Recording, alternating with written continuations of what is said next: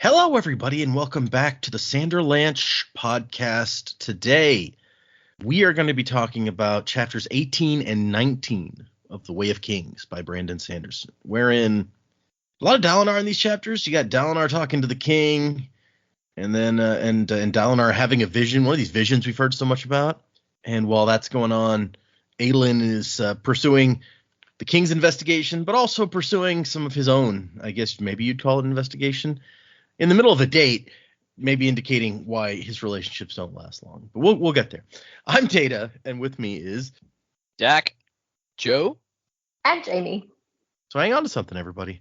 The Sander Lanch is about to begin. Fear in the blade, the spirits of the fallen face, scorn and degrade, my legacy and name, blend in the code, the father duty long bestowed, burdened by the shame. When order dies, there will be no pride in victory. When honor dies, I will be denied by history. I give my everything, return the reckoning. Glare of the ghost fills my eyes. When honor dies. So yeah, 2 more chapters and a lot of, like I said, a lot of Dalinar. So what did you guys think of these 2 chapters? I mean, I like Dalinar, so that was all good. Like the Adolin stuff, I'm just like, all right, cool. You're womanizing Git, and the woman's don't seem to be too thrilled with that. Like, oh, let's go on a date. All right, I need to go to the leather worker and then go talk to the priest. Which, okay, fine. You need to go do these things. You have orders to do one, and then you're concerned for your dad, so you want to do the other. That's all fine. Why the fuck are you taking your girlfriend? Just say, hey, I've got some obligations to take care of first. Can we meet up after lunch or something? Like, what the what the hell, man? So like it was that, but yeah, like all the Dalinar stuff, I really liked. I liked him talking to Elhokar. I liked him talking to Renarin. I think Renarin deserves a bit more than he's getting, so that was nice. And then the Vision chapter was intense. I don't quite know what the monsters they were fighting were. The descriptions were kind of vague, so given this book, I'm just going to refer to them as the smoke crabs. And yeah, like interesting that he seems like there does seem to be a guiding presence behind it, talking to him. So yeah, a lot of food for thought there. Interesting stuff. Yeah, I agree with you about Adolin. It's like, dude, just this is not a date. You could do a date and not. It's almost like he's self-sabotaging, honestly. Yeah, it's like how do you have so many women like wrapped around your little finger if you do shit, if you don't, it doesn't occur to you how much of a bad idea this is. Like how like there are no women left in the kingdom who are just like, fuck this guy. Just gonna burn through them all. Yep. Yeah. But I also agree that it's a very intense vision to be just thrown into with Dalinar here. But I guess that's his feeling about it too. Yeah. It's just like oh shit, storm's coming out of bloody nowhere. And now I'm wondering, it's like is that part of, like, do other people suffer from these visions? Does whoever the shard is, are they sending the storms to give these visions? Is that how it comes in? Or I don't know. There's like a lot of stuff to unpack there. That's a good point, actually, because we about the storm coming out of nowhere, because we've been told up till now it's like they can pretty much predict the storms. They're right most of the time anyway. But just imagine that you have this society that's like every once in a while the storm blows through and you have to hide or die most of the time. And sometimes they just show up. Like, you have a good idea when most of them are going to show up, but not all of them. So, don't make any plans ever. Yeah. Like quite literally an act of God is coming through. Yeah. That's it's a interesting life to be living. Yeah. Yeah, these chapters were okay. I'll be honest. The most interesting stuff to me was like the priest talking about like the histories of people having visions, and then Dalinar talking with the prince about like new plans for how they could wage war, trying to come up with different ways that he could unite the princes and stuff. The vision chapter, I don't know.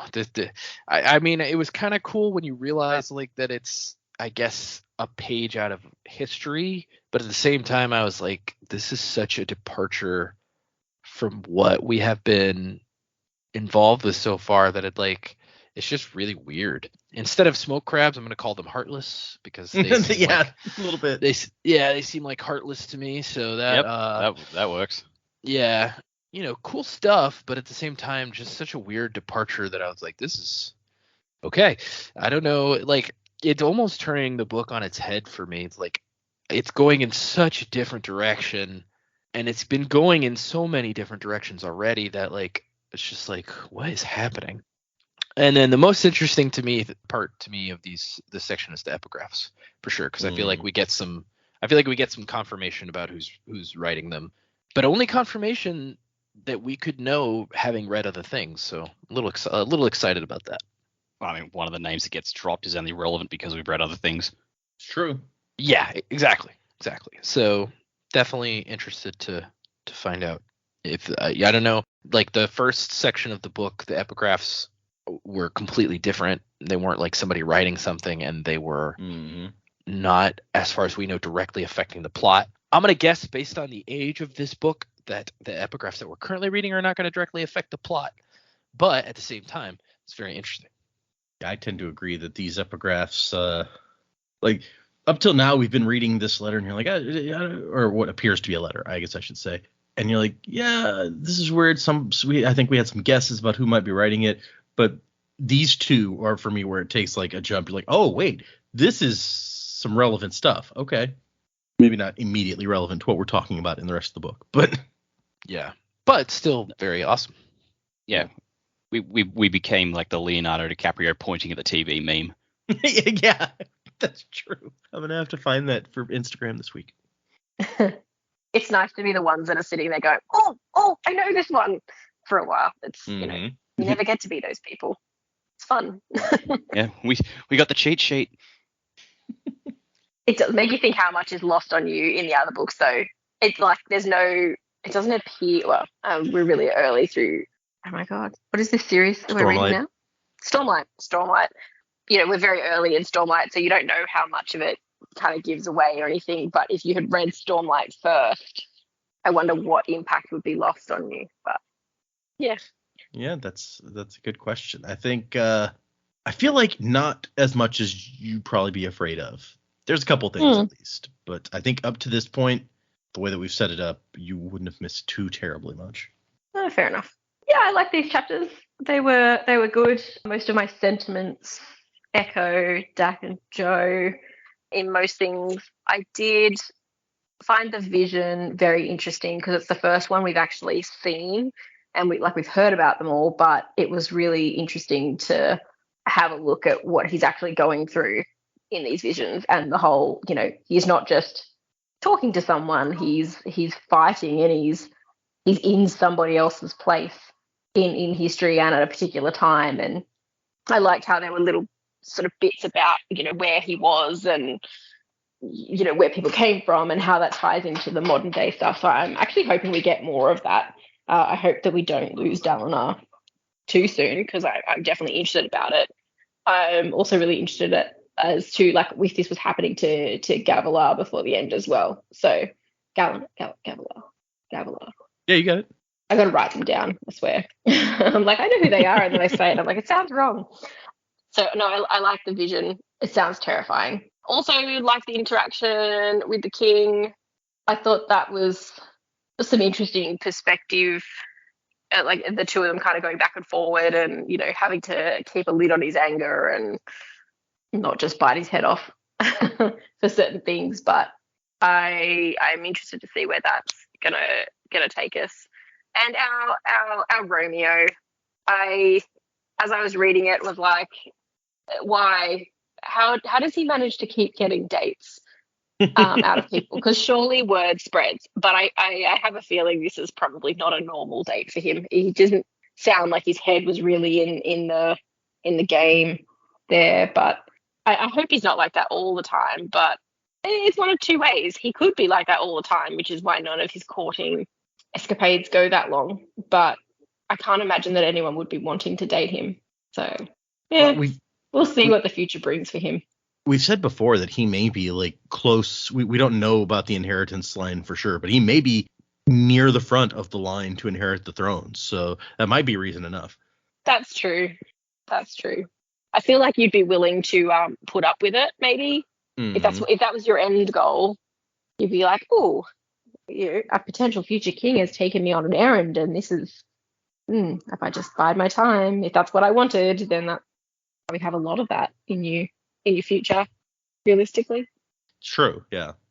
Honestly, spying on what he's saying to the Ardents might be exactly the kind of thing you would want to do if you're kind of, out to get ahead or whatever. Yeah, exactly. There's definitely times where that position would be quite useful. Where it doesn't sound like she was particularly into it, though. No, yeah. And the last one, too, he upset her by having lunch with, this girl. So yeah, it doesn't sound like they're out for that. So, yeah, I don't know how he's getting the dates. Maybe he's just ridiculously handsome. Or maybe he's just normally better. He's just a little preoccupied. At which point you go, no, not today. I'm busy. Uh-huh. That's okay, but maybe tomorrow. Yeah. Oh, Adolin. We'll find you a girl, maybe. That's actually the point of this book. You guys didn't know, but it's all about finding the right girl for Adolin. That's what you signed up for. There is none. Yeah. Yeah. If I'm gonna have to read The Bachelor in Stormlight Archive time, good. I'll see you guys in the next book. Yeah. It's actually gonna be a reality show. They're just lining up girls and he's handing out roses. Yeah. It'll be great. Yeah. Brandon got really derivative all of a sudden. I don't know what happened. Yeah, he got really into The Bachelor. I don't know. I don't know. You're writing that book, and he's like, yeah. As soon as I see who gets the last rose. Yeah, exactly. So Jamie did bring up one thing that I was curious. I wanted to ask you guys about. So we've heard since we first met Dalinar, 6 chapters ago now, about these visions that he was having, and that they're having this effect on him, and his son thinks that they're not real. We've had all that before. Now we are seeing one of these visions. What did you think before this? And has seeing one of them changed what you thought about the visions? I think before I was just kind of thinking voices in the head, like yes, a vision, but maybe something a little more, I don't know, black, talking to someone, I guess kind of along the lines of, yeah, pretty much just voices in your head. Someone's talking to you, or you're having a conversation with someone, and maybe like images are being kind of popped up of things. I don't know what things exactly, but I definitely didn't think about basically slotting into someone's life.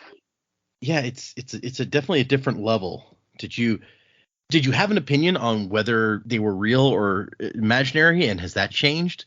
I did not think they were imaginary, just because they were leaning so heavily on everyone thinks he's nuts, and he's losing it. And I think I was always thinking they were real. I think this is kind of confirmed. Well, I think it's kind of confirmed for me. It still could be not real in his head, but it definitely seems pretty real for what he's going through. Like, he's not physically leaving. It is a vision, but is he being, like, he's slotting into someone's space, but is he actually being slotted into something that happened in the past and then sort of being able to act as that person to learn something? Or is it something that is created for him to go back to learn something? I don't know. Yeah, that is a good question. Is this the real life? Is this just fantasy? Am I in a landslide? Possibly. No escape from reality. Damn it, man. Open your eyes. I mean, I'm kind of poor. I shouldn't have started this. Okay. Yeah, it's your fault. Yeah, it totally is. I definitely didn't think they were fake, or not meaningful. But I think he even remarks that this particular vision is different from the ones he's had before, and so it's it's definitely an interesting. Obviously, in this vision, also he had somebody take he had whoever's giving him these visions take a more active role. Again, to draw it back to Final Fantasy, it really reminds me of Final Fantasy VIII, where they've got his stepsister's taking them into this, who's actually, I guess they're not related by blood. His stepsister's taking him into this weird past zone where they're inhabiting people and then acting out what those people are doing, except that they didn't have control in that situation of the past because they weren't actually able to change the past. But yeah, it reminds me of Final Fantasy VIII. So Is that a good thing? it's a thing. Okay. You know, I don't know if he derived it from Final Fantasy VIII. Final Fantasy VIII definitely pre-released before this book came out, so you know he could have gotten the idea from there, but I don't know. I will say that in this version of it, it's very clearly like an outside force from the beginning, and it's only happening during a certain period of time during these high storms. So to me, that means that the high storms have to mean something. Like other, some obviously this world's full of magic, and we've remarked several times how the world even appears to be alive in all its forms. So it would make logical sense in that way that the high storms were alive in some way, but they're obviously carrying with them some kind of power to manifest this entity that is able to then affect people directly. But the interesting thing to me is, even if maybe Dalinar is having the same, maybe Gavilar before he died had similar visions, and we just don't know that. If that's the case, like what is causing this entity to choose these specific individuals? Is it because they sat down and read The Way of Kings? Like, is that the linchpin to being able to be open to this entity in some way? And if so, why? But it was very interesting to see a vision, although this one's, according to Dalinar, even this one's way more wackadoodle than the other ones he's had. So yeah, it's an interesting thought that you brought up, because we know from it being stated several times, including in these chapters, that it was like the kind of things that Dalinar is saying and thinking. They're like, yeah, your brother was totally saying this same sort of stuff just before he died. So maybe there is more than just the book that's in common here. Yeah, not only that, but like, that's why I also think there may be some foreshadowing of death here for Dalinar. It's like, yeah, your brother was saying and doing these things, and then he was assassinated. And so, that could be some foreshadowing. Interesting. Right.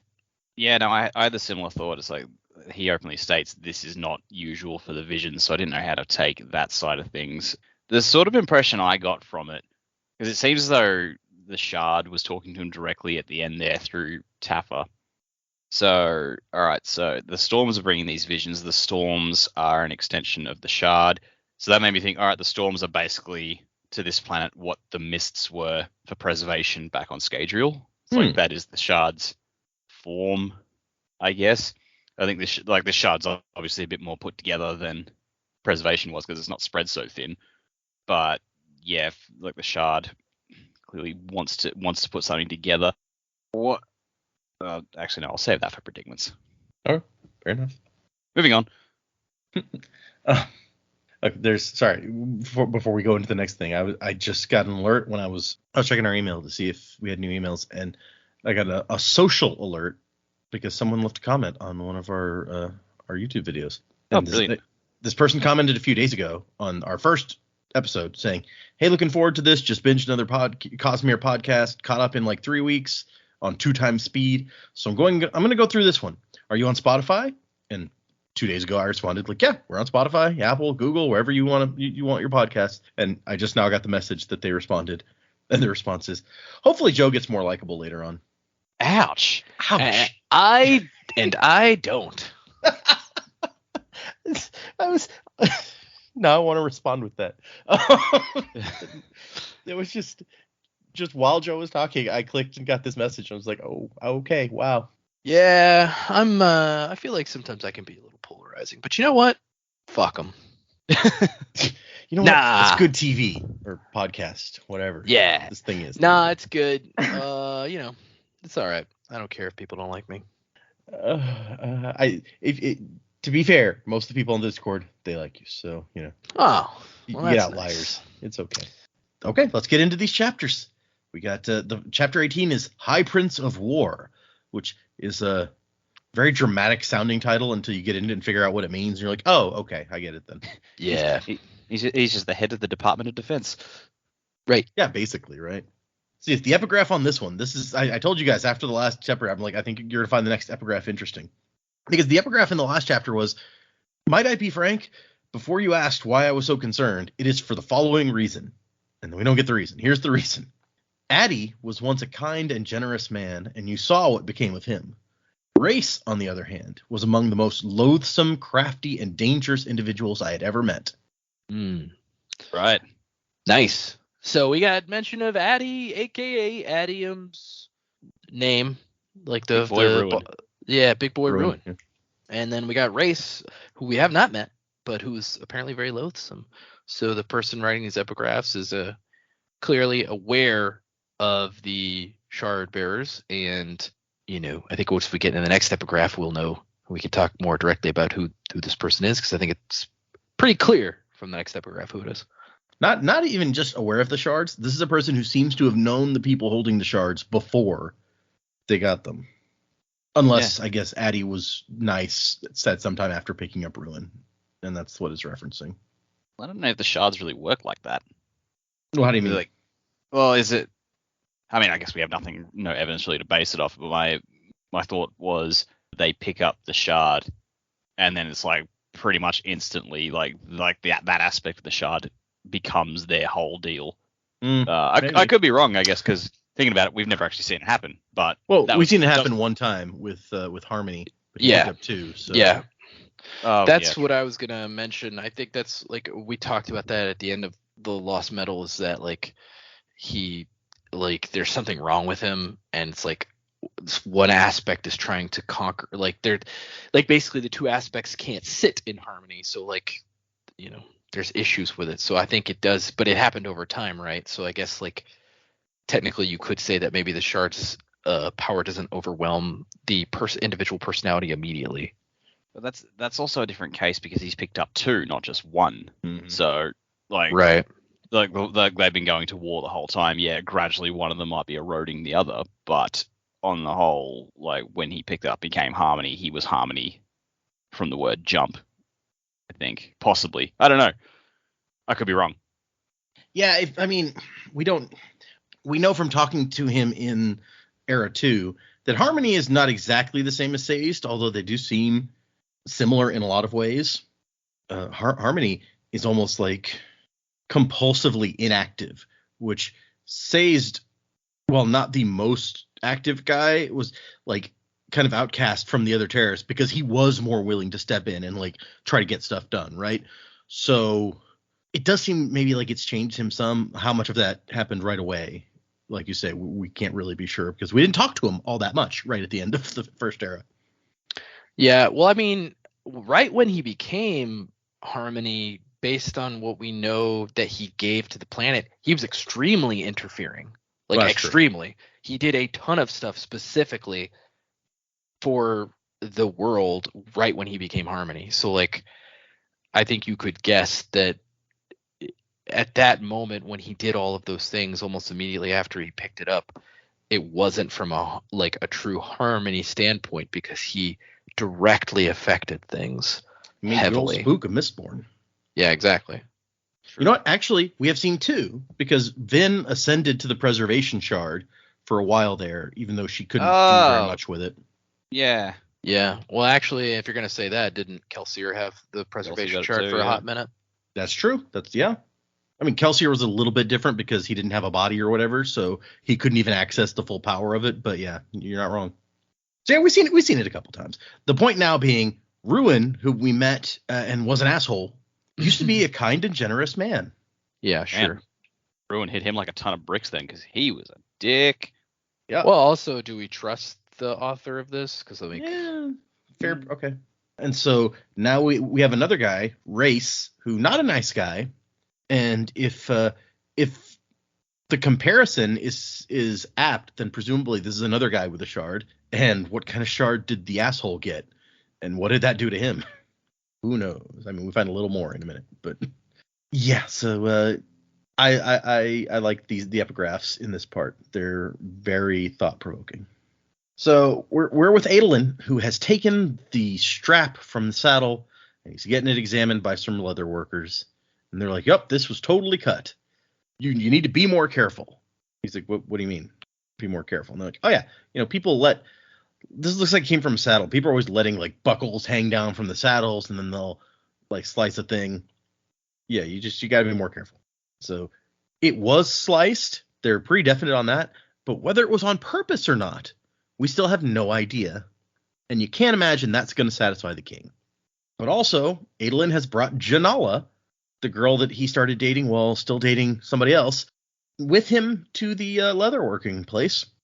And she's like, I thought we were going on a walk. He's like, yeah, we're walking. I thought there would be more walking involved in the walk. And he's like, oh yeah, there's going to be lots of walking real soon. Prancing, sauntering. And the leatherworker's like, promenading? Isn't that a type of drink? No, fairly sir, it's another word for walking. He's like, oh yeah, lots of that too. I love a good promenading. It's not how parts of speech work. It bugs me. Okay. That sounds like somebody who doesn't understand what that word is at all. And this particular leatherworker has golden hair. He's a yellow-eyed Iriali. And he's like, no, not yet, not like blonde hair. Golden hair. So this guy looks different, I guess. Yeah, Super Saiyan, got it. Adolin's not, Super Saiyan. He's not really one to talk, seeing how, he has the different kind of hair, but whatever. And on the map, there is a place called Iri, I-R-I, and so this Iriali guy, that's where he's from. Or his people, I guess. And so Adolin is forced to leave this place, not entirely satisfied with what he got, but you got to take what you can get, I guess. Also, random, possibly related, we've heard of people with golden hair one other time in the books that we've read. Back in The Lost Metal, the person who had all the newspaper person who had all the conspiracy stuff, it was like, who killed my friend? It was those people with the golden hair living on the east side. They're some kind of fairy creatures. I know it.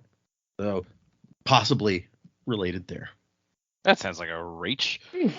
I know. It's just the only other people we've heard of with just like gold hair as opposed to, Didn't Sereni have gold hair? Yeah, I think Sereni's hair was just like a blonde. Yeah. Isn't that what golden hair is? No, he specifies this is not blonde. This is gold. Yeah. Yeah. Blonde would be like, a range of colors that are a little more drab and not like, they don't have like a darker sheen to them. I think gold is like, He thinks like this even has a metallic sheen, this hair. Right. Yeah. Oh.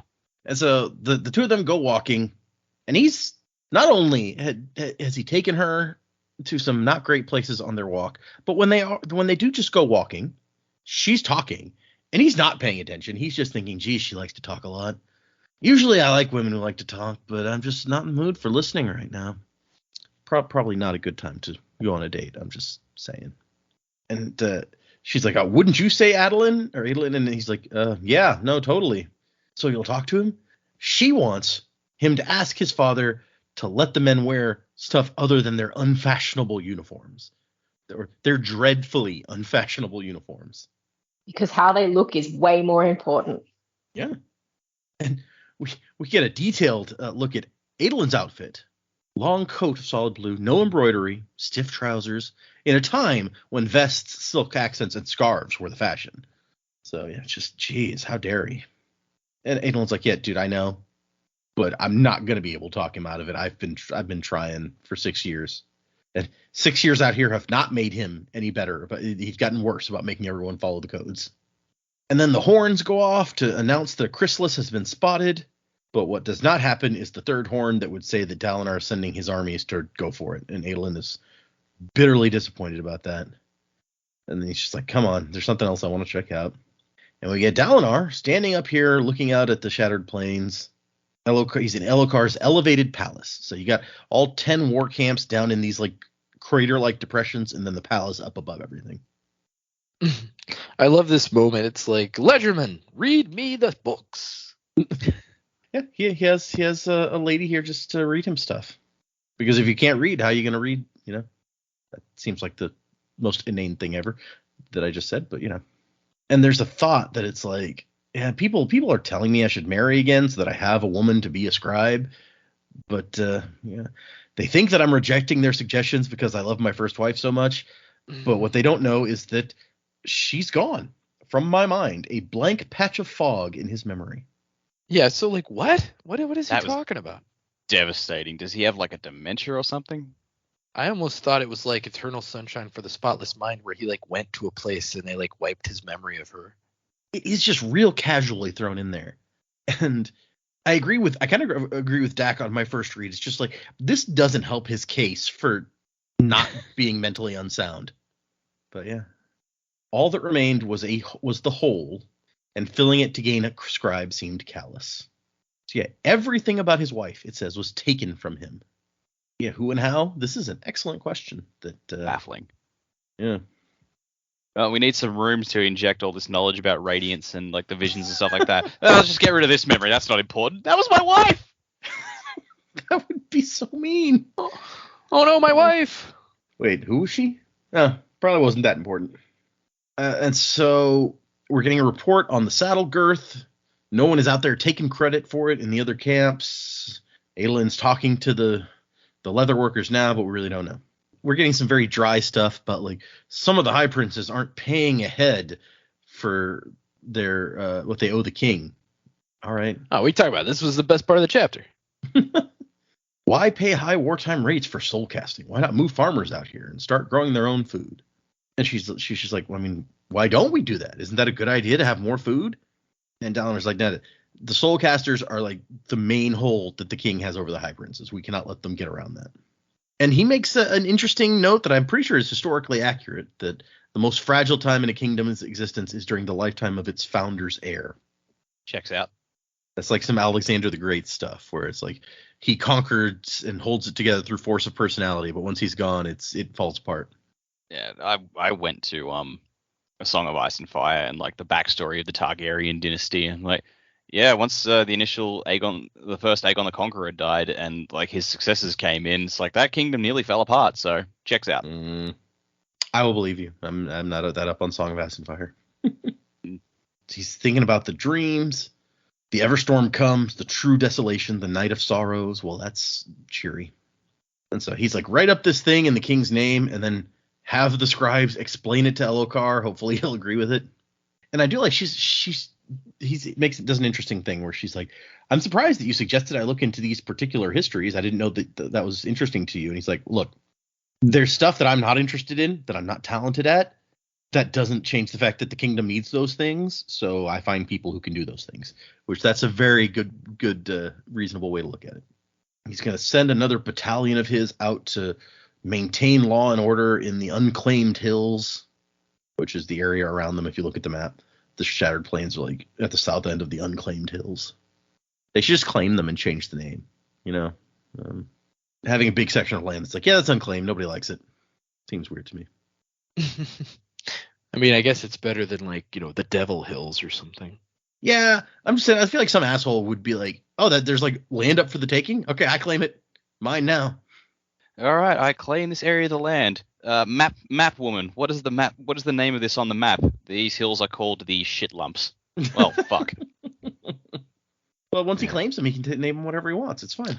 Yeah. Yeah, no one's gonna let it go though. It's like, oh yeah, this guy, he's the guy who conquered the shit lumps. No, rename them. Yeah, that'd be like renaming Twitter. The shit lumps.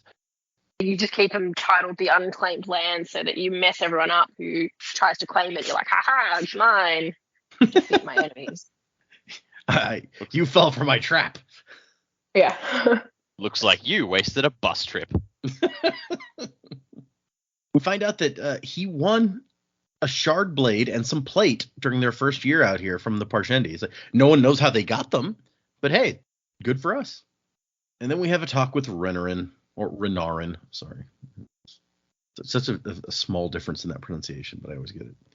And he's like, dude, you know that you shouldn't have run out in the middle of the battle like that with the giant crab monster, right? It's like, what would you have had me do? You were in danger. He's like, yeah, look, I'm not faulting your bravery. I'm faulting your wisdom, because that was some dumb shit, okay? And, Renarin's just like, I'm just so useless. Maybe it would have been better if the monster had gotten me.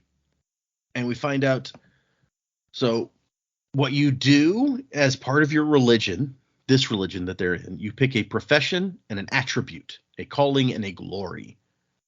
You work hard at your profession. You spend your life trying to live up to this ideal. And if you do a good job, then you get in, the Almighty likes you, and you get to go to wherever after you die. I was going to say to heaven, but I think we've established that in this religion, the heralds are actually fighting to take back heaven, and you're supposed to be going to help them. So Dalinar's like, you know what? Let's try training you again. Maybe we'll get you into some shard plate, get you a shard blade. And Renarn's like, but you said yourself that like the plates and blades have to go to the most skilled warriors. And he's like, well, yeah, none of the other high princes give up their stuff to the king. Who would fault me if I for once made a gift to my son? And Renarn's like, holy shit, are you serious? And he makes an oath. If I capture another plate and blade, they will go to you. To be honest, I do it simply for the joy of seeing Sadeas's face when you become a full shard bearer. Because once again, Sadeas just has armor. He doesn't get a blade, and just to piss him off. Yep. I don't object to it. That'd be great. Unless, who was it? Was it Joe theorizing that maybe Renarin was like secret bad guy? Maybe you don't want to put him in a shard plate and give him a shard blade. Yeah, maybe I was being overzealous on that, but he still could be. And I do like that Dalinar thinks at the end of the scene, like, I know what it's like to be a second son overshadowed by an older brother you love and envy at the same time. I still feel that way. Yeah, got to take care of your second son. And then we go back to Adolin, who has gone to see the Ardents at the temple or whatever this place is. Did they say it's a temple? I forget. Yeah, it's the War Camp's temple. Okay. And he meets up with a guy called Kadash. Oh, and I meant to mention, we start finding, now that we know that everyone has a calling and a glory, we start finding out some more stuff about people's callings. We already knew that Shallan's calling was like natural history or something. And Dalinar's calling is leadership, and his glory is determination. And in this next section, we find out that Adolin's calling is dueling. He wants to be a professional duelist. Which, yeah, is he gonna seems kind of? Is he gonna like fight Seto Kaiba or like? Yeah, exactly. It's time to duel. Yeah. He's got 2 blue eyes white dragons, and he needs that third one. Yeah, he's like Mokuba. Oh, God. But yeah, he goes. He's gone to see Kadash, who has a twisting scar that runs around the top of his head. Which, the way that makes it sound, it's like did somebody scalp him or something? Jeez. And this guy people on this planet are pretty fucked up. You're not wrong. This guy used to be a soldier, but he eventually changed his calling. He became an Ardent. It's odd, but not forbidden for a man to change his calling. I used to be a soldier like you, but then I took a machete to the face. And like, there's a lot of women here receiving instructions from the Ardents. Not a lot of men, because, hey, we're at war. It's easy to practice the masculine arts. And Janala's over here like, geez, first a stinky leather worker shop and now temple. I thought we would go someplace at least faintly romantic. Religion's romantic? Eternal love and all that, right? Yeah. I'm going to wait outside. Yeah, I'm going to have to try that line next time on my wife. It's like, religion's romantic, right? We have a date morning every week when we go to church, right? Yeah, exactly. And he says as he watches her go off to buy her something quite expensive to make up for this, I suspect. And then the Ardent's like, well, I don't see the problem. I think religion is romantic. And Adolin gets his great. The scar makes you a little too unsightly for my tastes, my man. All about the ladies for Adolin, apparently, but also about his dad, because that's what he's here to talk about. And given that like dueling is forbidden by the codes, I can understand how for Adolin especially that is chafing if that's his whole deal. His calling in life is to be a duelist, and suddenly he's not allowed to duel. Look, your dad said you can't duel. The coach just said you can't duel because you don't want to hurt soldiers. But you get a deck of cards, you sort it out. You get your monster cards out. You have a nice duel. You don't have to play Yu-Gi-Oh. You can play Magic. You play the Dragon Ball Super card game. That was pretty fun. You don't gotta stop making that. No, I don't think so. I just stopped playing because the community here died. That's a shame. You'd there's the whole thing about playing chess with death. You could duel people over a chessboard, or if you want to follow Bill and Ted rules, you can play Battleship with death. Yeah. Have we heard about any games that these guys play in this planet? They're kind of serious. Their game appears to be hunting giant lobsters and stealing their gems. That's true. And what a game it is. Maybe they could duel. It's like cockfighting, but with giant lobsters. Oh, jeez. I mean, you could do that with the smaller lobsters. You could like use the lobster dogs, right? Yeah, It's yeah. It'd be It's more a like dog vicious fighting, I lobster suppose. fight. That's basically a Pokemon battle. Yeah. I mean, yeah, there's Pokemon who are just crabs. So Yeah. Axehound, do a headbutt. So yeah, you get two crabs. You like duct tape knives to their claws, and you put them in the arena. It's all good. That's The messed hands up. already claws. I'm reporting you guys. I don't think anyone cares about crabs. Crab people. They would. Yeah, maybe. So what he wants to know, he's like, we gotta go talk somewhere private, and he just comes out. He's like, is my dad going crazy, or could he legit be getting visions from the Almighty, as I think he believes? So Adolin doesn't even know. He's like, I think my dad probably thinks this. So what do you think? And Kadash is like, well, that's a real blunt question. And she's like, look, you've known him longer than most. I know you're loyal. I know you keep your ears open and you notice things. So you've heard the rumors. Just tell me what you think. And he's like, oh, so the rumors are not unfounded? Unfortunately, no. It happens during every high storm. He raves and thrashes around and afterwards claims to have seen things. What sorts of things? And Adolin doesn't know. Apparently he hasn't, either Dalinar hasn't wanted to talk about it, or really Adolin hasn't bothered to ask the details. But he's like, I think it's stuff about like the Radiance maybe, and maybe what is to come, which apparently is just like flat out guesses, but he's just gonna throw that out there. And so Kadash is like, okay, this is dangerous ground for me. This is like toying with violating my oaths. I'm an ardent, owned by, and loyal to your father. He is the Almighty's guardian of this people, set to watch me and make certain I do not rise above my station. All right. And then we get a history lesson about the hierocracy. So at some point in the past, the hierocracy was this event where the priests basically tried to conquer the world. Sounds familiar. And so back then, people didn't get to know about religion. The priests are like, nah, this is all too complicated for you. Just believe us when we say this is what your religion says and you need to do what we say. Okay? Deal. Yeah. Again, sounds familiar. Yeah, right. This is Yeah. things that have happened. And like Adolin's just listening, he's like, I don't really actually know that much about this, but I'll just go along. I don't pay attention to history. Boring. But the priests began to claim that they were receiving visions and prophecies, though such things had been denounced by the heralds themselves. Void bringing is a dark and evil thing, and the soul of it was trying to divine the future. See, this takes us all the way back to the weird comment Shallan makes when the guy was gambling with those other guys. I was going to say playing cards, but I don't think we know they were playing cards. And she was like, you should not try to foresee the future. And he was like, it's not foreseeing the future if you know you're going to win. So here's why. Foreseeing the future that bad. makes more sense. Yeah. When the priests of the hierocracy were cast down, the Sun Maker made a point of interrogating them. Turned out there were no prophecies. They made it all up to control the people.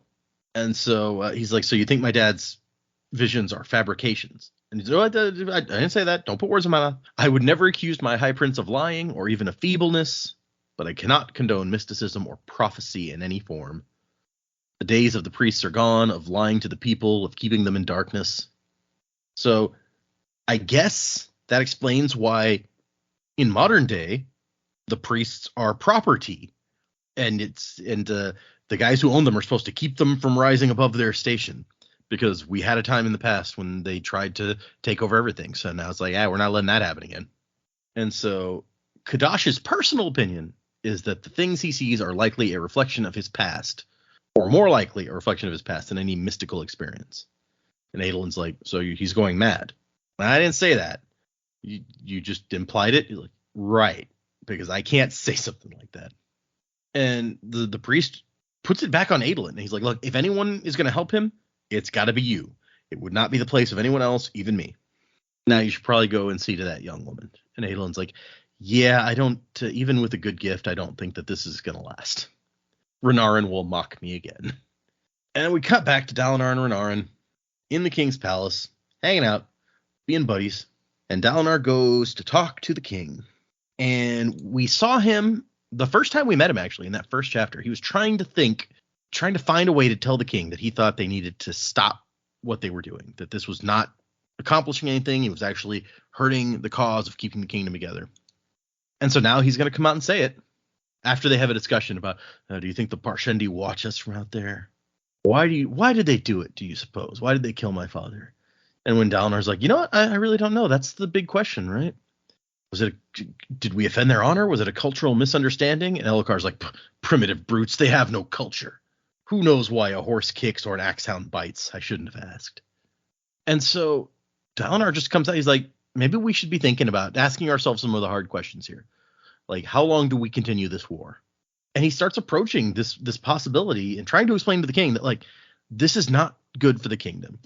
This is not good for helping maintain what your dad put together, what he spent his life trying to accomplish. We're out here killing a bunch of Parshendi, but not actually accomplishing anything. And the king's just like, man, what they say about you is true. You're changing. What happened to you, man? You used to be beautiful. I seen you tear man's jawbone off and beat him to death with it. I seen it. And so at some point, well, we'll get there in a minute. He's trying to convince him. He's like, we have to do this. We have to do, like, keep the kingdom together. We have to do this thing. And Elhokar's just like, you think I'm a bad king, don't you? You're always talking about what I should be doing, where I'm lacking. Tell me truthfully, when you look at me, do you wish you saw my father's face instead? And Dalinar's like, well, I mean, yeah, I'd be a really shit brother if I didn't wish that my brother was still alive and hadn't been murdered. But just because I love my brother doesn't mean I don't also love you and think that you're a fine king in your own right. Yeah, knock off this whole Faramir, you wish I had died so Boromir had lived routine. That's not where we're going with this. No. A chance for Prince Elhokar to show his quality. Although Faramir's dad was a giant asshole, so. That's my point. It's like Elhokar, you don't need to be the Faramir in this situation because you are not looking at a Denethor. Yeah, that's fair. Also, what do you want out of an advisor, Elhokar? Yeah. He's just telling you what he thinks. He's not making you do it. Sounds like he wants a sounds like he wants a milquetoast yes man. I get the feeling that if Dalinar wasn't his uncle, he would not be like Elhokar would not be standing for anything Dalinar is saying. Like, he's only keeping around because he is his uncle, and like he does love him in that regard. Like, he values his advice, but only because he's his uncle. If someone else was here giving him this advice, he would say, like, "Fuck are you talking about? Get Sadeas in here." Maybe. We also know that Dalinar has a history of being like one of the greatest generals of all time, so that may, even if he's changing, still buy him some cred. True. Although not enough for the king to seem to take what he's saying seriously. It doesn't seem like. And he's like, man, you've been listening to some readings from that book again, haven't you? You sound just like my dad at the end, all erratic and shit. And so Dalinar realizes this is not going to work. I'm not going to convince him. I need to change tacks. And so he's like, all right, I'll come at it a different way. Maybe you're right. End the war, leave the battlefield with the enemy still in control. That would shame us. But we need to change something. We need to be better. And Elhokar's like, Sadeas is already being better, dude. We talked about his bridges. Look how awesome his bridges are. Look how many gem hearts he's winning. Dalinar's like, gem hearts don't mean anything. That is not us fulfilling our vengeance pact. We need to fight this war to win the war, not to just play these stupid games. And he tries to appeal to Elhokar's like pride, where he's like, you cannot honestly tell me that you're happy seeing them out here turning this into a game, not trying to get revenge for what happened to your dad. Yeah? I mean, that's also true, though. No, I mean, yeah, you're not wrong. And I do love that Elhokar brings up the strap again. He's like, yeah, but what about that strap, though? You're not even taking stuff seriously. And Elhokar, like, looks at him suspiciously again, and Dalinar's just like, oh, geez, he's getting worse. It's like, he's like, dude, the strap is not the issue here. This aggression will not stand. Yeah. Look, the strap really tied the saddle together, okay? It's like, yeah, but it's not the issue. So Dalinar wants Elhokar to name him High Prince of War, because once upon a time, when they were still a united kingdom before it split into these different high princedoms, and before Gavilar then reunited them, the high princes each had like a specialty, something that they were over, which makes you a more unified kingdom. If, you know, the high prince of this guy is the head of the Department of Defense, and he's in charge of defense stuff for all of the princedoms, then you're more united than if everybody's running everything in their own areas. So that's what he wants. And Elhokar's like, nah, we can't do that, man. They barely accept my leadership now. If I did something like that, they'd assassinate me.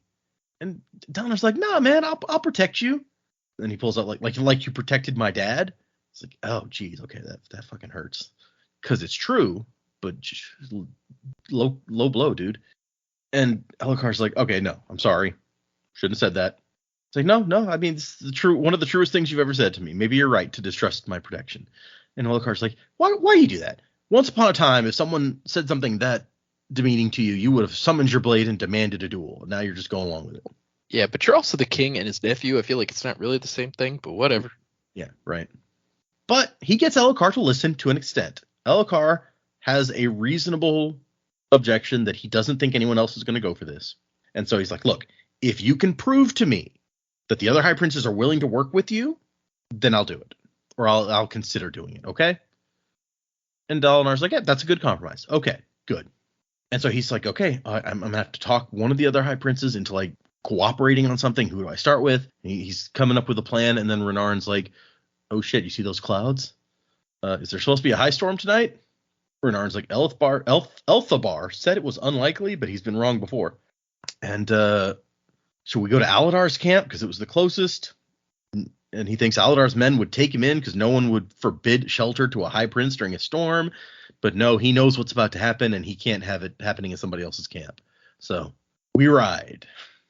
And they make it to Dalinar's camp and inside one of the barracks just in time for the storm wall to hit. And it starts. And that's our next chapter, chapter 19, Star Falls, which is all the vision that he has during this storm. Although first we get another epigraph. He holds the most frightening and terrible of all the shards. Ponder on that for a time, you old reptile, and tell me if your insistence on non-intervention holds firm, because I assure you, race will not be similarly inhibited. It's Hoyd. Hoyd's writing. It's Hoyd. That old reptile bit, dead giveaway.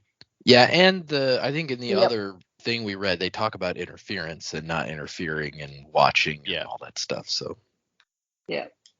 You guys may remember what they're talking about. We did a live, not just a reading, but an acting out of a performance of The Traveler, a piece of a short that Brandon wrote and posted, where Hoyd has a discussion with someone he calls an old reptile. Yep, I was the old reptile. Dak was Hoyd. Yep. So it's that was a while ago now. Was that after Secret History? I think it was right after Secret History. Yeah. Yeah. So yep. So maybe Joe's right. Maybe Hoyd is writing this letter to his friend the reptile. The reptile. The reptile. Mortal Kombat. That's a fatality. Or babality. Remember those? I mean, if it's reptile, shouldn't it be animality? Yeah. Maybe. So when we get to the end of this section, we'll go back over the whole letter. When we get to the end of part 2, we'll go back over the whole letter and see if anything pops for you guys. But is that the end of it? No. But I'm just saying, like, we're getting these pieces and we're like, ooh, hey, this is interesting. Maybe when we look at the whole thing, it'll at the end of part 2, it'll. Okay, so not today, but just no, in general. Not today. Yeah, I mean, we still got part 2 goes up to chapter 28, and we're on 19. No, okay. There's we several got pieces good of this ways. left. Yeah.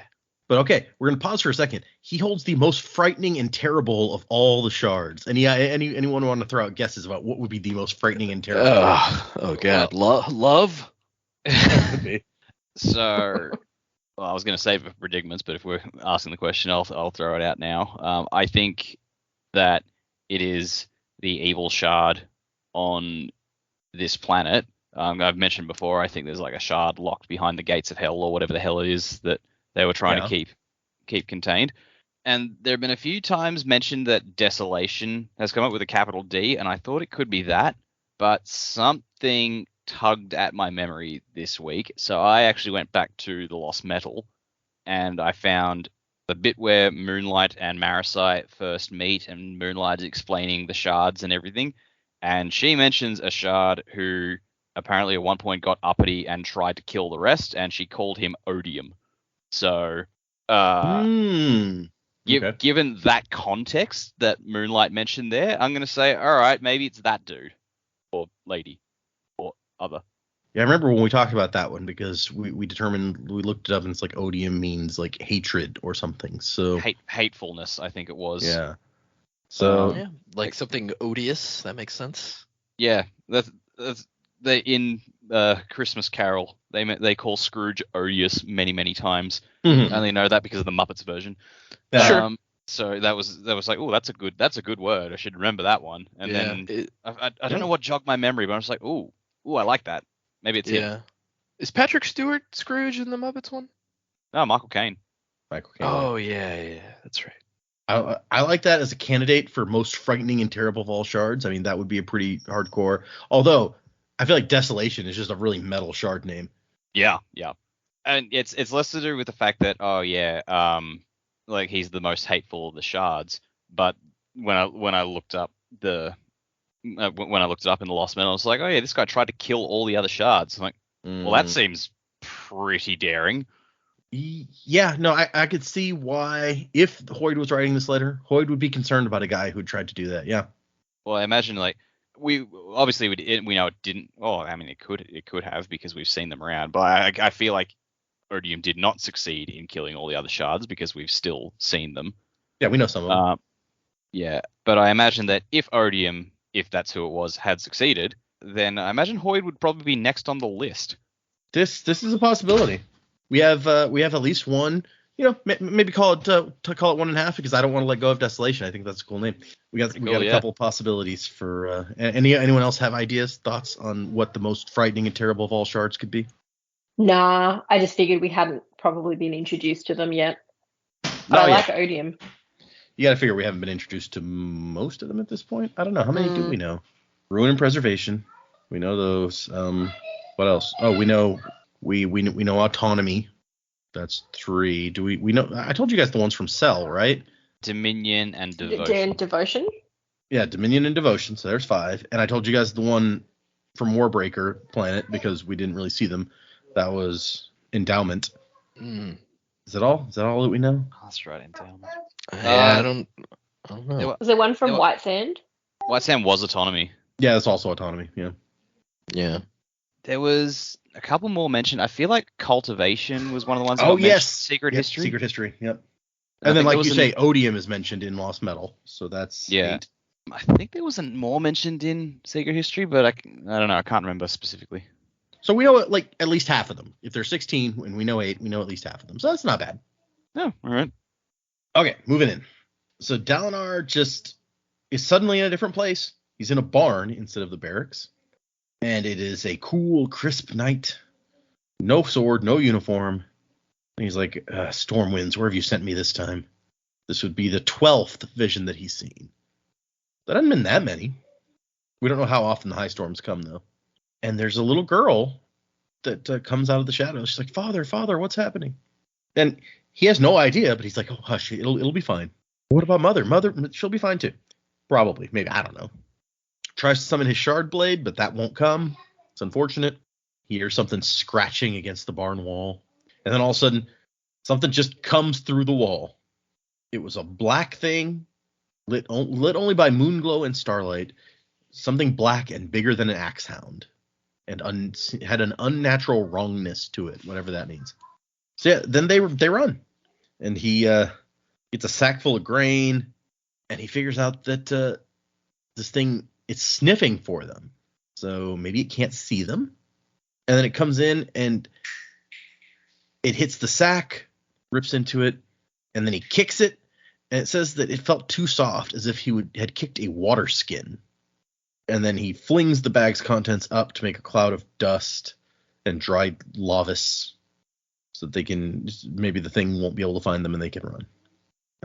Once they get outside, he can see that they're on like a small farm, and there's a little settlement nearby, several dozen homes. He can see the lights. He makes it to the house. There's a lady in the house. She's like, oh, yeah, you found her head. Bless you. It's like, I don't know. This whole section's so weird. I don't even know what to comment about it. It's just weird. It's like a mini episode inside the book. Yeah, it is. I mean, it's completely kind of independent. You're right. And so, yeah, like there's another creature. There's more of the creatures trying to get into the house as well. He gets slashed in the face by one of them that just like comes through the window And he's looking around for a weapon, and he finds the poker, the iron poker in the fireplace. And that is his weapon for the rest of this chapter. You know, poker isn't maybe the best weapon, but he makes of it what he can, and he gets in some hits on these guys. Yeah, it's interesting to me. They mention these two different fighting styles, but like he doesn't really go into very heavy description of the fighting styles. So I was like, okay, well, this is information that does not paint a picture for me because I don't know what he's doing. Yeah, he was trained in wind stance, but he fell into smoke stance. All we know about smoke stance is it's better with an imperfect weapon. Yeah, it's not. I guess he says 1 foot forward, 1 foot behind, and the sword held high with a tip towards your opponent's heart. So that gives you maybe an idea of the beginning form at least. And now he gets a little better look at the creature. Skin like a pool of tar, no visible eyes, knife-like teeth, set in a head set on a sinuous, boneless neck, 6 legs, bent at the sides, appearing far too thin to bear the weight of this fluid ink-like body. These things are lookers. Yeah. That makes me think like insectoid kind of legs. Yeah. It honestly, I said heartless earlier, but what it reminded me of is if a nobody from Kingdom Hearts 2 was black like a heartless, that's what it made me think of. Like the little nobodies, their legs bend the wrong way and they like twitch and move around really weirdly. Yeah, they tend to be all willowy and stuff. Yeah. So then a second one comes in, following its buddy through the window. Not good. And the woman seems to know him. She's like, Heb. He's like, what does she even see me as? Like her husband, random farmhand? Like what? And so he hits one of them and cuts a gash into it, and the wound bleeds smoke, which that's also kind of disturbing. And it doesn't seem to like slow it down all that much, honestly, which is also not good. We also find that the smoke stance has a sword and knife form when he picks up he kicks off one of the table legs and uses it in his other hand. And then there's screams outside in the distance, and he's like, oh, there's not just 2 of these things. Okay, yeah, they're out there killing everybody. This is great. Okay. And so he takes a hit in order to get one of them, and he kind of like takes it, rams the poker through the thing's chest. It says the skin resists at first, but then it breaks, and the poker moves through easily, and it just deflates like a leaking wineskin, which I guess that's good. That it wasn't worse than that, but it's a disturbing image, honestly. And then he's trying to like bash the other one with the table leg, less effective. And he's taking some injuries. He's kind of slowing down. He says, "Always keep the stance." Right, get back into my stance. And then he like pins the second one to the floor with the poker, basically. And smoke hisses out the holes, and it deflates also. But yes, it's just all really great. It's real nice. And so he's like, okay, we got to go. We got to get someplace safe. Is there a cellar nearby? And she's like, a what? What the hell are you talking about? Cave in the rock, man-made or natural. Just okay. No, there's no caves. How would men make a hole in the rock? Like, oh, great. Okay.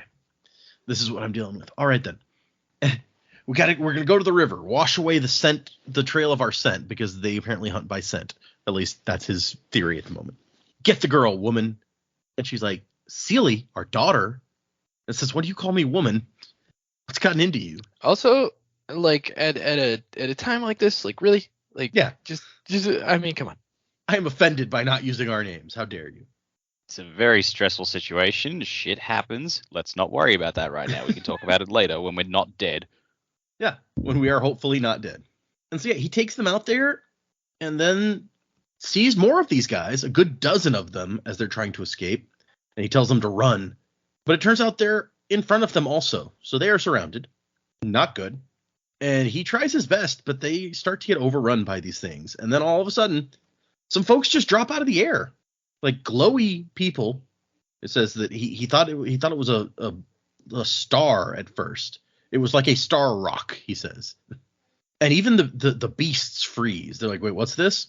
And so it is a dude. The first person down is a dude in glowing blue shard plate with trails of stormlight rising from his body. And he comes out with his shard blade and starts slicing these guys up, which is way more effective than fireplace poker, chopping these up.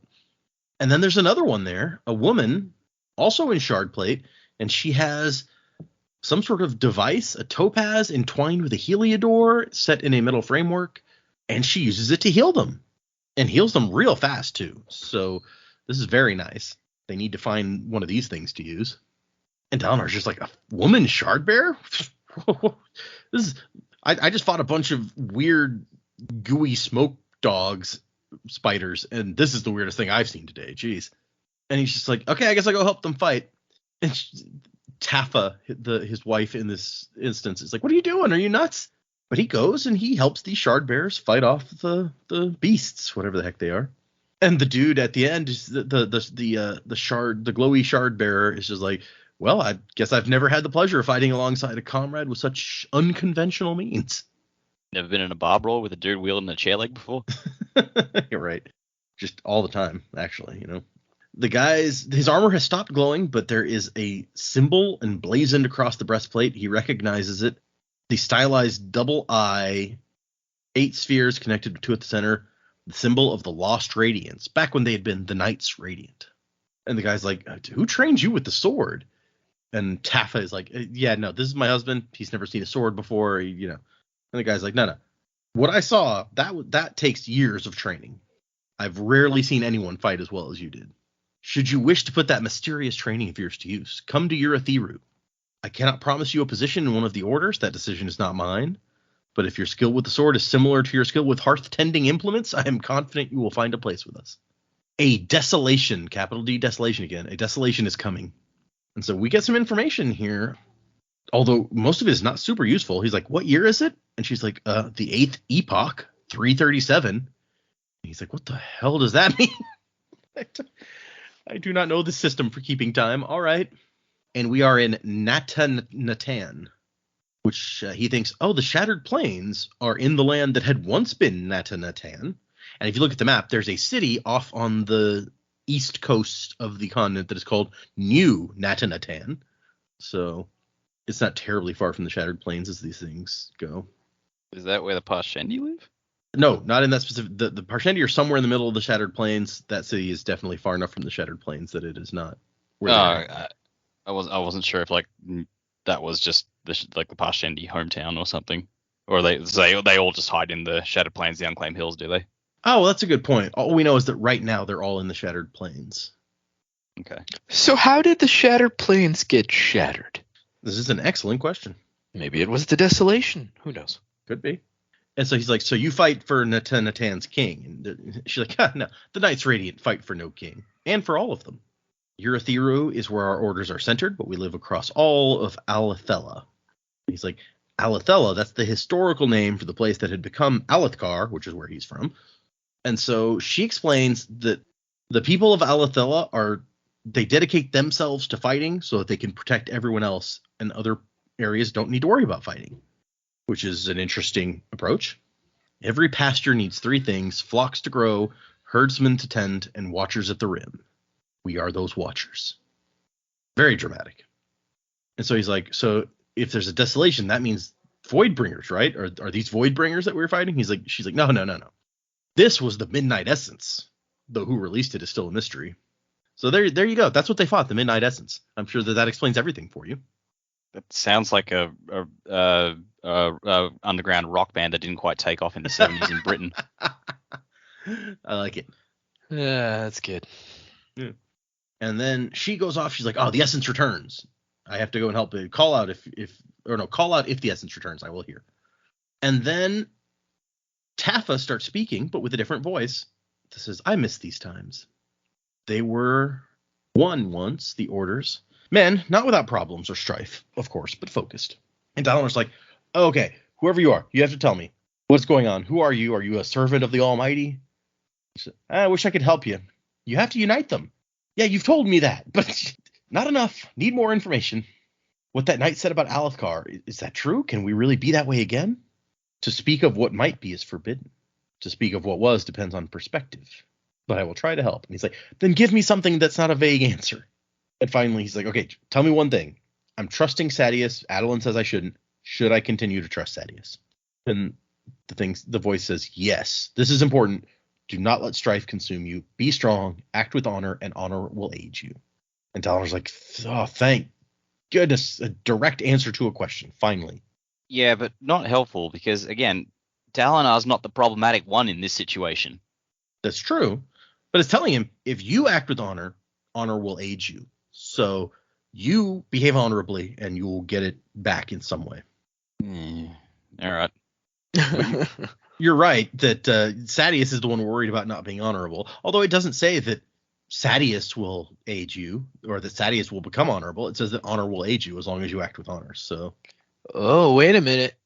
I did guess earlier that one of the shards or the shard, I don't, if there's multiple shards, could be valor. Maybe it's actually honor. Honor will aid you. oh, I mean, it's not capitalized here, but no, that's a good idea. Yeah, that could work. Yeah, if it's not capitalized, I don't know how I feel about that, but maybe. I like the theory. I mean, that is kind of similar to valor, and you did suggest valor, so yeah. Brandon trying to hide spoilers behind incorrect grammar. Yeah. He's like, yeah, capitalize thrill, but honor, no, don't do that. Oh man, what if the shard is thrill? It's just like a 90s thrill-seeking skateboarding, like Triple X with Vin Diesel type of shard. Where will we find this shard thrill? He's up there. What? There's a volcano. He's got a toboggan going over it. He's base jumping. You know how it is. It's thrill. He's thriller. He's riding a giant lobster. He's surfing a giant lobster in a tsunami while throwing up the horns. I mean, it doesn't have to be a tsunami. They have a giant storm that throws boulders and stuff. He could totally be surfing that. Yeah. Oh yeah. Surf the lightning. But what if thrill like is the drink. lightning? Ooh. Yeah. Dalinar Ride the lightning. Ride the walrus. And so they're holding him, and he's like, "You can let me go now. My mind is clear." So he's just in front of a bunch of his soldiers, had one of these episodes. That's not going to help his rep, I don't think. Even if they were his own soldiers and are less likely to talk about it than Aladar's soldiers. But Aladar. He has an answer to the big question that he was looking at. And so he's like, okay, I know what to do now. Putting aside the fact that who knows how trustworthy these visions actually are, the Ardent seems to think that if they were somehow real, they might not be good real. He's like, trying to look at what is yet to be. That's evil. And we've definitely had one shard pulling the old, oh yes, I'm totally trying to help you. Wink. Just get me out of this well, and we'll all be good. Wink. Yep. Wink. Yeah. But yeah, he's like, the only thing to do is keep going, find a way to get the High Princess to work together, and that is the end of our chapters. So, predicaments. We've gotten some interesting stuff this chapter, or these chapters. What do you guys think? Anything new on what you think is going to happen from here on out? Well, my big one was this, like the evil shard on this planet. This guy Race would be either Desolation or Odium. We've already covered that. So okay, yeah. Yeah, I so the other thing I did have was I don't believe that treating Sadeas with honor will work. I think where I think this is all going. I think that Dalinar, I think, will engage in a fight. He will get Shardplate and Shardblade for Renarin, and Sadeas will take this sudden change in Dalinar's demeanor, actually doing something for the good of his sons rather than for the good of the kingdom. Sadeas will see that as Dalinar, going back on their agreement to protect Elhokar. Sadeas will see it as some kind of betrayal, and he will wind up killing Dalinar. How he does that, I don't know. It won't be tied back to him. So Adolin will blame Sadeas, and Sadeas is going, oh man, you blame me for everything. Fuck off. And so Elhokar will well, he's right, you do. So no, I'm not going to entertain this. And then I think something that just popped into my head as we've been discussing, and Joe gave me the idea. Gavilar had these visions, and then after he died, Dalinar got it. So that makes me think, oh, so what happens when Dalinar dies? Does Adolin start getting the visions, and he realizes, holy shit, Dad was right? And then all the pressure is on Adolin to actually sort everything out because Dalinar's not around to do it anymore. That would be a hell of a thing. If after all the naysaying and going to the priest to be like, I think my dad might be crazy, he starts getting the visions. Like, what do you say now? Okay, yeah. Well, you got no time to go on any more dates there, buddy. You got to unite the kingdom. Good luck. See ya. No, okay, yeah. We've all been a little bit hard on Adolin up to this point. I feel like seeing him get a little bit of what might be coming to him in the form of having to recognize that his dad was right all along might be good for him. Yeah, I don't dislike Adolin. I think he's fine. He's a flawed character. You get those. Right. He did ride into battle against a giant lobster. That was pretty cool, and he was quite helpful in that battle. So that was also like he gets points for that. I think it's just he's just a bit of an idiot when it comes to the ladies, and I'm just like, how are women still interested in you? So it might just be because he's like somewhere in line for the throne. So Yeah. No, yeah. Yeah, predictions. I think Dalinar is gonna die. I don't know that he can continue to be the head of the family. I think maybe Adolin and Renarin are gonna have to be thrust into being the heads of their family. I agree with Dak. I think Renarin's gonna get his shard plate and blade. I don't know what Sidaeus' reaction is going to be to that. A while back, Dak had theorized that maybe like Sidaeus, even though it seems kind of obvious that Sidaeus may be a bad guy, and I was like, you know what? I think I'm gonna jump on that bandwagon with Dak. I think Sidaeus actually may be undermining Dalinar while posing as a friend. Be it a friend at a arm's distance, but still posing as a friend. So potentially, if Renarin gets shard plate and blade, Sidaeus may be angry enough to if he's got some kind of plans in the works, he may kind of increase the timetable or decrease the timetable on those plans and put them into action more swiftly. And yeah, I think that may lead to Dalinar dying. So then we'd have Adolin and Renarin being brothers, doing their thing. And then other than that, I don't know. I just theorized that maybe one of the shards or the shard on the planet is Honor, and so that's the case. Maybe Honor will aid them in some way. I'd be interested to know if, the vision, the premonition that he's seeing, is it a shard bearer, or is it somebody, or is it some entity that is a portion of the shard bearer and the memory is not intact? I don't know. It's a very strange thing. So that's pretty much all I got. Sorry if that was a little rambly. Yeah. I like the idea that it's he's going to get in trouble, and then literal divine intervention, the shard comes down and is like, okay, you've been good, I'll help you out. Well, I didn't mean I didn't mean that interfering or interfering so obviously. More of magic comes into play that falls in his favor or something. Mine's more fun. Thrill, the shard of Thrill comes down wearing sunglasses and skis down the sky and is like, hey bro, I got you. He's like, women wham wazzle. Yeah. I'm here tubular. Yeah. We need a 90s shard. Okay, predictions. So I think that these visions that he's having probably come back to. I'm going to go back to the title of the book, The Way of Kings, and the codes and all that sort of stuff. If you're living by these codes, you're acting honorably, you're fulfilling your what's your calling. If you're doing all of these things, perhaps this is fueling the ability to have these visions and do whatever it is the shard wants them to do.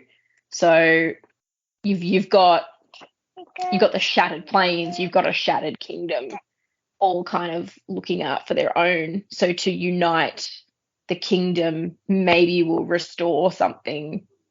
I mean, we're looking at the land, but restore something that was, because you got this voice going oh, I miss these times. Okay, cool. This particular instance of vision doesn't suggest anything that would be wanting to go back to, but there's something about that the shard likes, and it seems to be before you had all of your shard plate, before the shattered plains were what we know of them now. So I think it's got something to do with being, the way that they are following the codes. Gavilar was the same. Dalinar sort of following in that footsteps. He's trying to get his boys to follow in those footsteps rather. I agree that we will probably lose him maybe the end of the book, maybe, and then it does seem to be setting up the sons to have to follow. They're already following the codes and somewhat begrudgingly part of the time, but maybe they'll see some value in the work their father's doing and go from there. Elhokar doesn't really seem that interested in following the codes, so I can't imagine that the Shard would go to the king. Like, it's the way of kings, but it's because this is the way the king should be, not about the actual king. Mm-hmm. Maybe is what I'm theorizing. That's my first thing. Okay. My second thing is that these essence things, maybe they evolve into the chasm fiends. Like they're being stabbed and it's like, oh, that was a bit rough. We got destroyed. We've got to toughen up, 6 legs, not enough. Got to get some more legs. And some shells. And so, okay. And some shells and stuff. Like, eventually they evolve. They have a chance to hide somewhere in the chasms and off they go. I don't know. That was my silly prediction for the week. I like it. No volcano theory, I know, but it's a crab theory. It's better than a crab theory. No, I'm just picturing this, like, evolution over however many years it is, and they're just like, gotta get more legs, gotta get some shells so they can't poke holes in us so easy. I'm all about it. Yeah, makes sense. Did you see how Chuck died over there? He just kind of deflated, like, man. Also, and I don't know if I'm just like misremembering it, when they did actually attack the chasm fiend, wasn't there smoke from the wound there as well? Or am I just imagining? I don't recall that. Hold on. We're about to find out. I'm going to search for smoke and see if it comes up during that section.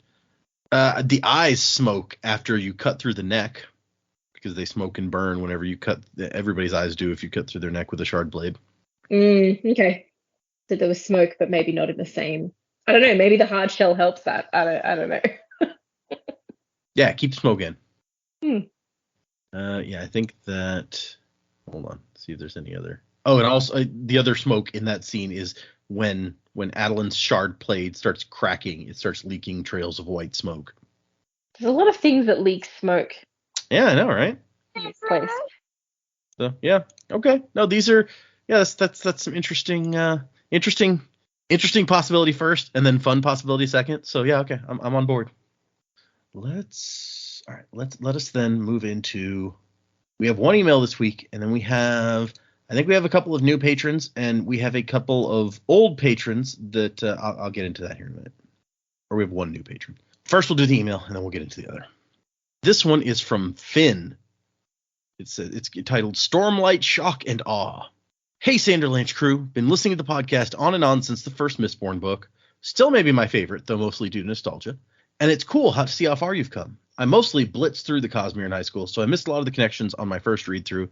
It's been really cool to see y'all actually catching the connections. I mostly just read about on the Coppermind. There's plenty more to come in Stormlight.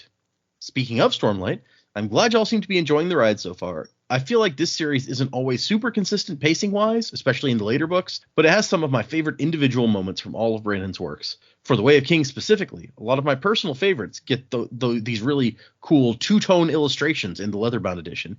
Maybe Data will even show them to y'all if you ask him nicely. Wasing to the time of next, Finn.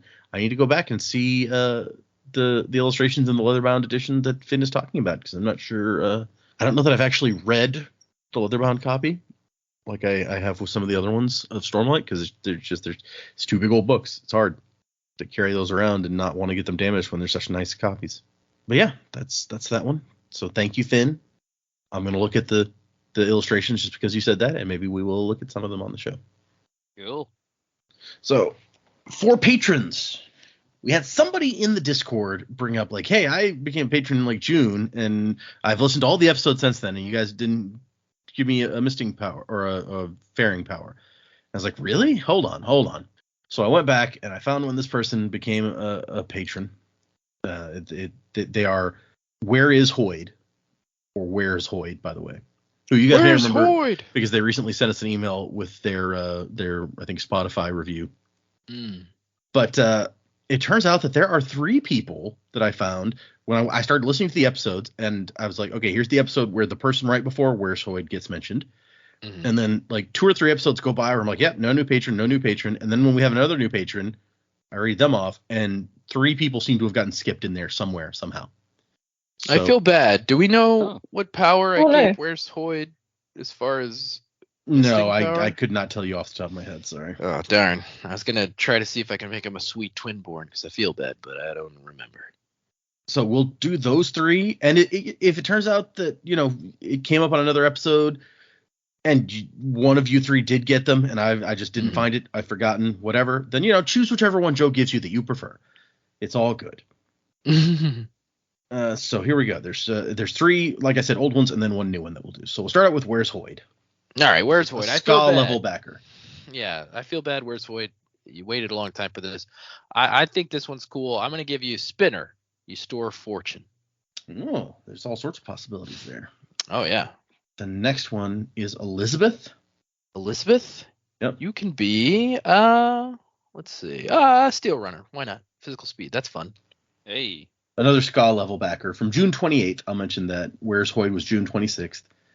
And then July 5th is Pim. P-I-M. Pim. P-I-M. Pim, you store wakefulness. You're a sentry. Yeah. And then our new one, a Misting backer from November 15th, is Mr. Incredible 73. And Mr. Incredible, you store physical strength because, that's something Mr. Incredible That did. feels very Mr. Incredible. I agree. Yep. Yeah. All right. So thank you, everybody, for being patrons. You guys are all awesome. By the way, those 3 that we had missed have continued to be patrons since June and July. Not dropped off or anything. So thank you guys for hanging with us so long, even though I apparently missed you. That's my bad. All right. So we took care of those. Thank you guys. For next week, or for next time, we're going to read 3 chapters. So that's chapters 20, 21, and 22, which I think are mostly, if not all, going to take us back to Kaladin. So if you guys are excited for it's kind of interesting because we've gotten 2 different, very different things happening with the people in this section, because we've got Kaladin, who has some weird potentially magic stuff going on and he's got a little Spren friend who some weird stuff's going on with her too, and then we've got Dalinar with completely different weird stuff happening, and they're geographically they're actually pretty close to each other, at least compared to Shallan in the other section, but like very different sorts of stories. Maybe they will intersect, maybe not, maybe they'll never meet each other, especially if we're going to lose Dalinar soon, as Joe and Dak are predicting. It's lower class versus upper class. That's true. Yeah. Yeah. Like Dalinar's is magic shit interfering with the politics. Kaladin's is magic shit interfering with not fucking dying because of the whims of the ruling class. Yeah, I got more sympathy for one of those, I must say. Yeah. But I like Dalinar, so No, like Dalinar's great. It's just like through his and Adelin's chapters we've seen Alethi culture, and I'm like, you know what? Not impressed. So here's a good Mistborn Stormlight overlap. We're new for Word of Brandon of the week. So the question is, if a shard blade were to cut a ferrochemist's limb and make it turn gray, could the ferrochemist still tap a metal mine that was below the cut? Because you remember, if you cut through a limb with a shard blade, it kills the limb. Brandon says, what a great question. I've never thought of that. I'm going to say they could not. That's a really good question. We'll see if I go back on that, if it ever happens in the series. Yeah. I love that. Yeah. Like, well, there's my answer. I could change it later. Yeah, obviously. I mean, logical question, logical answer based on the magics. Like, you kill a limb, then you can't tap a copper mind attached to the limb. My thought was, could you take the copper mind off and just put it on a different part of your body, and then it would still work? I would think so. Ooh. But yeah, so look, I do like that. One of the reasons I put it in there was what Dak said, where it's just like, yeah, I'm going to say it works like this, unless I get to writing the book and decide that I don't want it to work like that, then it won't work like that. All right, then. But that's fair. Brandon always says that the words of Brandon are they're canon until they're not, essentially. Until it gets put in a book differently. So thank you, everybody, for listening. If you want to send us an email, like someone did today, the address is thesanderlanch@gmail.com. Find us on Instagram and X and Patreon, where I'm still posting my reactions to The Sunlit Man. And before the month is out, I will have begun reading Defiant, the 4th Skyward book, although I don't know when those will start going up because it'll have to wait till after I run out of the ones that I'm doing now. So that's what's on Patreon. If you're interested in that, go check out our Patreon. You can find us on Patreon at The Sander Lanch. Not hard to find. Music by Miracle of Sound. Remember, if you're following along, we're doing 3 more chapters for next time. And Wasing to the Time of Next. Colo, P.S. Fasher. Crab at thee. Ghost of the